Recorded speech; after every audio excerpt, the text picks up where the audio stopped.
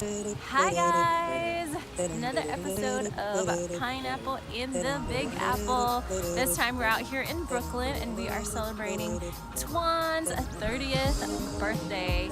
He actually had arranged a pop-up dinner, Thai pop-up dinner event from a guy named Derek, and I will leave his information down below.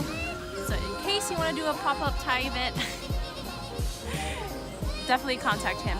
But we totally missed our stop. We did not transfer off the A to the C. So now we have to get back on the C for 3 stops, and now we're waiting for Uber because we are not walking in this weather. It is way too cold.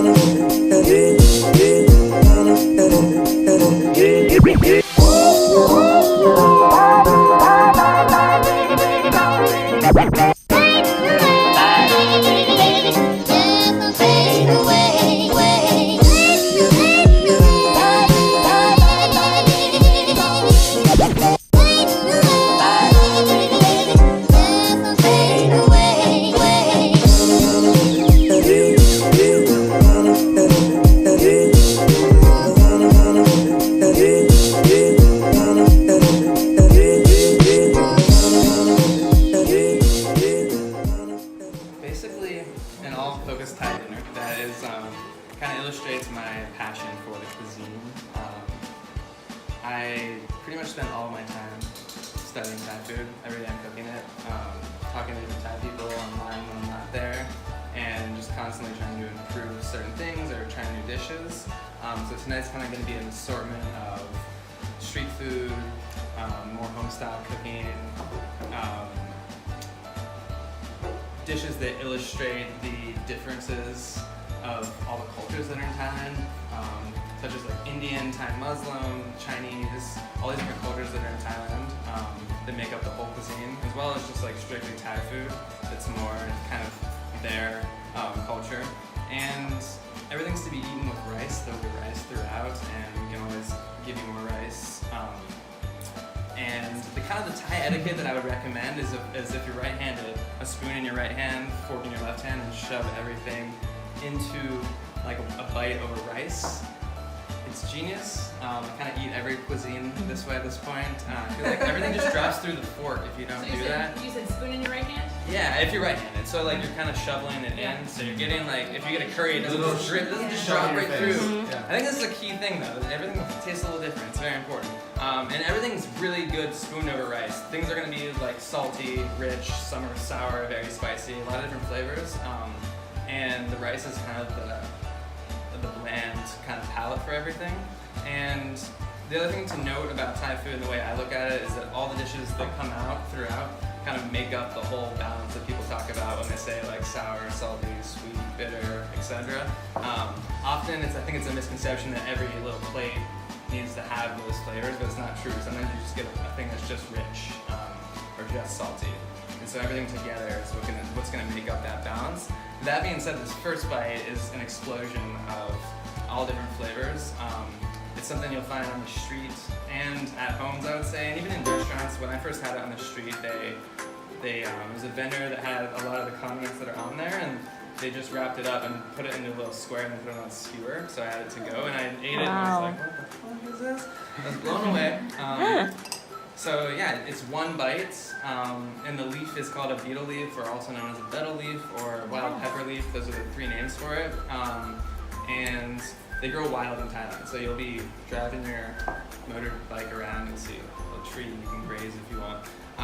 Isn't there also a little numbing property of these leaves? Not these ones. There's okay. the reason I say wild pepper leaf is because there is something also known as betel leaf. It's an Indian culture, and you kind of chew on it. Yeah. Exactly. This exactly. It's like And that's how Yeah. this company. I get this from like an Asian distributor. That's the only place I can really find these, especially ones that are like in Are they really like good Jackson condition. Heights? No, they didn't go on us. They've been around for a while. But I get a lot in Jackson Heights, like Patel Brothers and different stores out there. But the main ingredient in this is a pomelo, and that's a winter citrus that's around now, which is amazing. So I get excited when that's around. But it's all around in Thailand. I think for the most part I'm there, I see it, but I could be wrong if it's seasonal there. So please enjoy the bite, and we'll continue on. Thank you.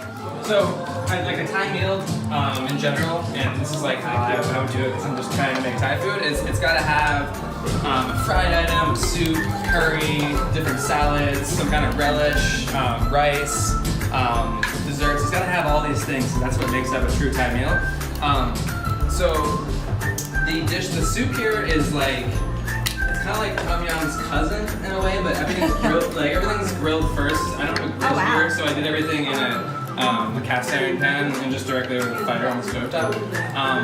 And it's got its sourness from tamarind, whereas the tom yum soup is lime juice, so it's more muted sour, but it's still sour. And then it has mushrooms in it. You'll get this with pork in it, or shrimp, or any other kind of thing. The variations just can go anywhere. And then the papaya salad on top of it's over there. On top of a crispy fish. This dish is typically made with green mango, which you can get in Europe usually only in the summertime, unfortunately. So I used papaya here, but I made the salad more like the green mango version that goes with this. So a normal papaya salad, which you can find anywhere on the street in town, like it's very specific ingredients. It has peanuts, tamarind, dried shrimp, chilies, and so on. And everything's pounded together, so that gives it its distinct flavor. But this one, it's mixed together, similar to how the green mango is, with a similar dressing, so it's slightly different. And papaya is like the best option if you don't have green mango. Green apple actually would be good, but I don't want to use that. And then the crispy crouton thing under it, that is fish. I filleted a bunch of red snapper fish and I steam them. Often it's grilled. And then once they're steamed, I get out all the water with like cheesecloths and salt and pound it in a pestle and mortar so it fluffs, and then I fry it. And it all just comes together like that if you have the right temperature. Wow. These days, more than not, if you've ever seen this at a restaurant, there's a place called Wandi Siam in Midtown that's good for this dish. But they use breadcrumbs for it. They don't use full fish, and that's just like, it makes sense, like budget-wise. Like if you're doing this on a restaurant level, like breadcrumbs, and also just the amount of labor, like just to do that, just to fry. Like at this point, I'm like, I fried them all, and I'm like, why did I just like buy all these fish just to make them into this thing? So I started thinking about like maybe this had to have originated from like the fish was bad, and they were like, all right, let's just hammer it and fry it. But I love that dish a lot, so just hit it with like a little crouton and rice, and you'll be good. It's like kind of a sign of success for this particular style of curry. A lot of people freak out and they're like, oh, it's not together, but like that's what you want for this. And the curry base for it is hand pounded. So I take this guy, put this right here, and I just like pound a lot of curry paste. Makes it fresh. Official should mix this. So that's made with dried. Yeah, you can mix it a little bit. It's dried chilies, cilantro roots. The curry base is made from dried chilies, cilantro roots, kaffir lime zest, if you can find it, garlic, galangal, lemongrass. Typically this has shrimp paste in it too as well, but I like to make this like vegetarian other than the fish sauce, so this one does not have shrimp paste in it. Yeah, and that's that. That's definitely, you want to eat that with rice as well. If you haven't gotten the theme here, it's like everything needs to be with rice. So enjoy Midnight Fried Chicken. This place right next door to Midnight Fried Chicken, which I found out like after going there a couple times, I was like, oh, Midnight Fried Chicken's great, but like a lot of times in Thailand, someone will tell you to go to a noodle spot, and like literally the person next door is also making noodles, like, and you just don't even know if you're even at the right spot. And the original spot I went to, I like it better, and I like it better, and that's what this is kind of based off of. So on the side here, it has something called Numbrik Noom, which is basically a green chili relish. And you want to dip the chili relish on the chicken, and it's really spicy, so be careful on that. And it's also topped with fried shallots, which is not typical of like this style fried chicken, but there is a fried chicken called Gai Ta Hat Yai from the Hat Yai region, and it always has, so like the grittiness, like you can control. So I take sesame seeds, I roast them for a while, and then I blend them. Day to you. This looks amazing. Thank you guys. 30 inch. Woo! from Brooklyn. And guys, what an unbelievable experience. Derek from Make Bistro is amazing, and if you can ever get the privilege to be able to try out his Thai cuisine, it's definitely worth it. I walked into his home. It reminded me of being at John's grandma's place, or even just my home. I could tell through his cooking that he was very passionate and cared about every step, every spice that went into it.